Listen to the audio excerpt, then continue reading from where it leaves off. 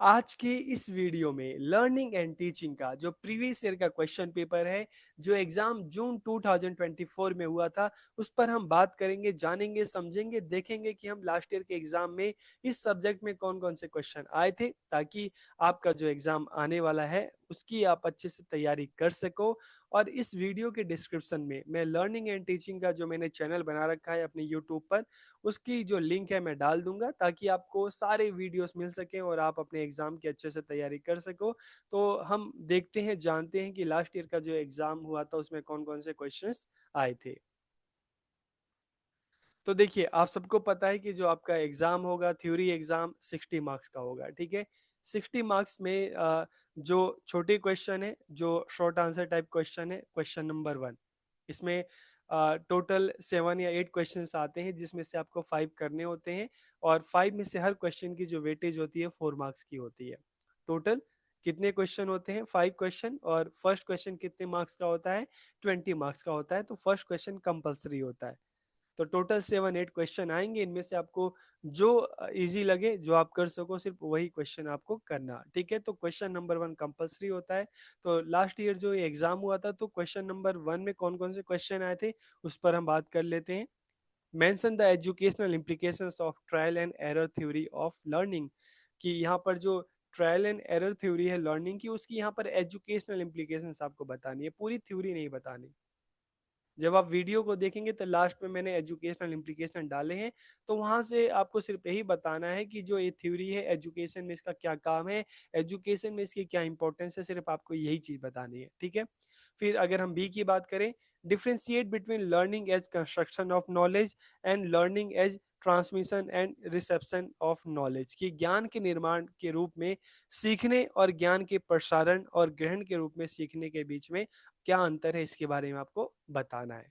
फिर सी की अगर हम बात करें, तो explain the constructive approach to learning, की अधिगम की रचनावादी दृष्टिकोण की व्याख्या कीजिए। जब हम कंस्ट्रक्टिविस्ट अप्रोच की बात करते हैं ना, तो आप समझ सकते हैं कि चाइल्ड सेंट्रिक अप्रोच है, बाल केंद्रित अप्रोच है, जहां पर टीचर बच्चों को नहीं सिखाता, बल्कि बच्चों को इस तरह की अपॉर्चुनिटी देता है, बच्चों को इस तरह का टास्क देता है कि बच्चा अपनी लर्निंग को खुद से मतलब अपनी नॉलेज को खुद से क्रिएट करता है, बच्चा खुद से करता है, चीज़ों को खुद से सीखता है। एग्जाम्पल के लिए जैसे प्रोजेक्ट मेथड को ले लें, हम रिसर्च को ले लें, जहाँ पर बच्चा टीचर के भरोसे नहीं रहता, टीचर बच्चे को टास्क देता है और बच्चा खुद से रिसर्च करता है, खुद से इंक्वायरी करता है, फिर चीज़ों को जानता है, सीखता है। तो इस तरह की जो अप्रोच है, जहाँ पर लर्निंग की ओनरशिप लर्नर की खुद की होती है, बच्चों की अपनी खुद की होती है, वो टीचर्स के ऊपर निर्भर नहीं होता, ठीक है। तो उसे हम कहते हैं कंस्ट्रक्टिविस्ट अप्रोच। उसके बाद अगर हम डी की बात करें, explain the meaning and nature of personality, कि व्यक्तित्व का क्या अर्थ है, इसकी क्या प्रकृति है, इसके बारे में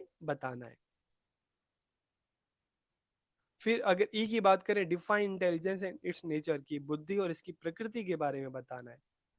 और एफ की बात करें, what do you mean by motivation, की मोटिवेशन से आप क्या समझते हैं, अभी प्रेरणा से क्या समझते हैं। Mention it's need in teaching learning process, की टीचिंग लर्निंग प्रोसेस में, शिक्षण अधिगम प्रक्रिया में इसकी क्या आवश्यकता है, उसके बारे में बताना है। तो यहाँ पर पर्सनैलिटी के बारे में पूछा गया है, इंटेलिजेंस के बारे में पूछा गया है, ट्रायल एरर थ्योरी के बारे में पूछा गया है। Write the role of teacher in teaching learning process in the context of transmitter of knowledge and as a learner, की शिक्षण अधिगम प्रक्रिया में ज्ञान के प्रेक्षक और एक शिक्षार्थी के रूप में शिक्षक की भूमिका के संदर्भ में लिखिए। तो यहाँ पर देखिए, दो चीजें पूछी गई है। पहली तो चीज हम सबको पता है कि टीचर एक लर्नर होता है, टीचर भी क्या होता है, एक लर्नर होता है, क्योंकि टीचर हमेशा सीखता है, तो इसलिए टीचर को हम एक लर्नर कहते हैं। और दूसरा बात है कि टीचर क्या होता है, कि ज्ञान का प्रेषक भी होता है, क्योंकि जो चीज सीखता है वो क्लास में आके बच्चों के साथ शेयर करता है, तो वो चीजें बच्चों को भी पता चलती है, जो नॉलेज एक दूसरे के साथ शेयर करता है। तो यही चीजें आपको यहाँ पर बतानी है।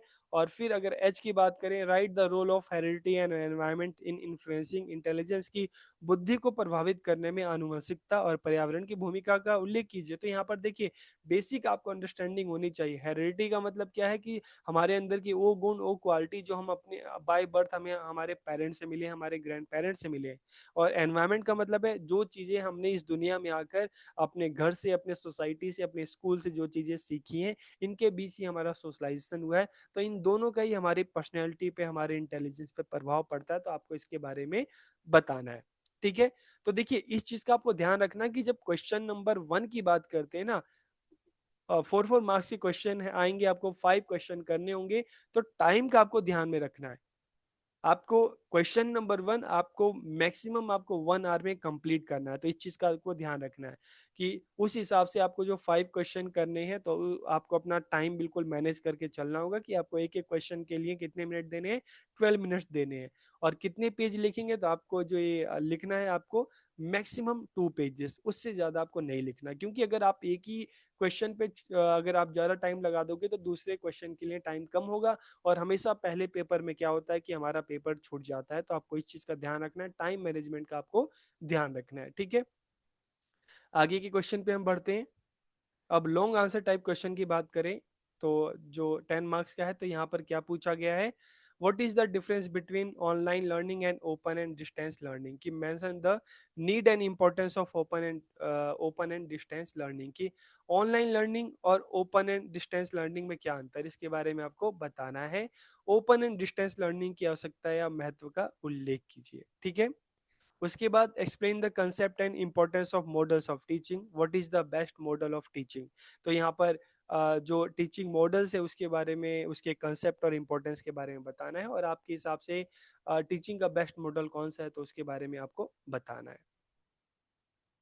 फिर नेक्स्ट अगर हम बात करें क्वेश्चन नंबर 3 की बात करें, तो यहाँ पर क्या पूछा है, यहाँ पर लर्निंग की जो थॉर्नडाइक की जो थ्योरी है उसके बारे में, उसके एजुकेशनल इम्प्लीकेशंस के बारे में यहाँ पे पूछा है। और इसी के और में क्या है, discuss in detail the socio cultural factor influencing cognition and learning, की संज्ञान और सीखने को प्रभावित करने वाले सामाजिक सांस्कृतिक कारकों के बारे में आपको बताना है, कि जो हम सीखते हैं उस पर जो समाज है, जो कल्चर है, इसका क्या प्रभाव पड़ता है, ठीक है, उसके बारे में आपको बताना है। Explain in detail the theory of multiple intelligence and its impact on teaching learning process, की जो मल्टीपल इंटेलिजेंस जो है, ठीक है, इसके बारे में आपको बताना है, और इसका टीचिंग लर्निंग पर क्या इम्पैक्ट पड़ता है आपको उसके बारे में बताना है। और अगर हम इसके और में देखें क्वेश्चन 4 का, कि differentiate between the need and drives, की जो आवश्यकता है और जो ड्राइव है उन दोनों के बीच में क्या अंतर है। और इसके अलावा आपको क्या बताना है, इसका दूसरा पार्ट है, mention the strategies the teacher adopt in motivating student, की छात्रों को प्रेरित करने के लिए शिक्षक कौन कौन सी रणनीतियां अपनाते हैं, ठीक है। अब देखिए इस क्वेश्चन में अगर हम बात करें कि बड़ा मतलब आप कह सकते हो कि जनरल सा क्वेश्चन पूछा है, कि छात्रों को प्रेरित करने के लिए शिक्षक कौन कौन सी रणनीतियां अपनाते हैं। Mention the strategies the teacher adopt in motivating student, आपको नहीं पता, चलो आपने देखा था सिलेबस में, इसका आपको नहीं मिला, आपने इसको याद नहीं किया, अब एक क्वेश्चन आ गया कैसे करना है। तो इस मतलब इस सिचुएशन में आप अपनी क्लास को याद कर सकते हैं, आप जब स्कूल में होंगे, आप जब टीचर में होंगे, तो आपके टीचर आपको मोटिवेट करने के लिए क्या क्या करते थे, गेम खिलाते थे, स्टोरी सुनाते थे, या क्लास में टीचिंग लर्निंग में आपको आगे मतलब बुलाते थे, आपको मोटिवेट किस तरह से करते थे कि अच्छा आप आके करो। तो क्लास में आपको इस तरह की अपॉर्चुनिटी देते थे खुद से आगे चीज़ों को करने की, सीखने की, सबको बताने की। अगर मान लो आपको कुछ समझ में आ गया तो आपसे कहते थे चलो आप बच्चों को बताओ। तो इस तरह से आपका जो स्कूल का टाइम है, आपका कॉलेज का टाइम है, आप वहाँ से अपने टीचर से ये चीज़ें मतलब उस चीज़ को याद करके भी आप ये आंसर लिख सकते हैं। फिर क्वेश्चन नंबर अगर हम 5 की बात करते हैं, what do you mean by individual differences, कि इंडिविजुअल डिफरेंसेस क्या है। अब हम किसी को भी देखते हैं कि हर किसी में कुछ ना कुछ फर्क होता है, चाहे कलर की बात करें, चाहे हाइट की बात करें, चाहे वेट की बात करें, चाहे अंडरस्टैंडिंग की बात करें, कुछ को जल्दी समझ में आता है, कुछ को समझने में देरी लगती है। तो अलग अलग हम देखते हैं कि हर कोई एक दूसरे से किसी न किसी रूप में अंतर देखने को मिलता है। तो यहाँ पर यही बताना है कि इंडिविजुअल डिफरेंसेस होता क्या है।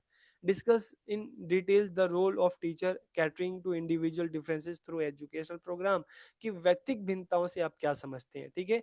शैक्षिक कार्यक्रमों के माध्यम से व्यक्तिगत भिन्नताओं को पूरा करने वाले शिक्षकों की भूमिका पर विस्तार से चर्चा कीजिए, ठीक है। तो यहाँ पर इस चीज के बारे में आपको बताना है कि जो इंडिविजुअल डिफरेंसेस है, अब एक टीचर है क्लास में है, किस तरह से इंडिविजुअल डिफरेंसेस को ध्यान में रख के बच्चों को अलग अलग तरीके से, अलग अलग मेथड से सिखाता है, अलग अलग एक्टिविटीज कराता है। तो आपको यहाँ पर ये चीजें बतानी है। Discuss in detail the role of teacher catering to individual differences through educational programme.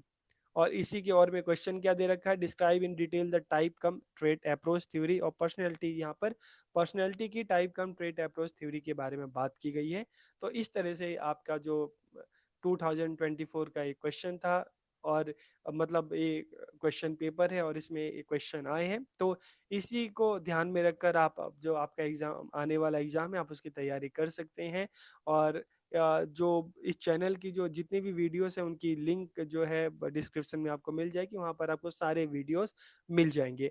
और एक चीज़ और है कि जब आप आपका एग्जाम हो, आप एग्जाम दे के आए, तो आपका जो क्वेश्चन पेपर आपको मिलेगा तो उसकी एक पीडीएफ बनाकर आप मुझे मेल कर देना, ताकि नेक्स्ट ईयर जो बच्चे आएंगे तो उनको इससे हेल्प मिल जाएगी। आप सबको बहुत बहुत शुभकामनाएं।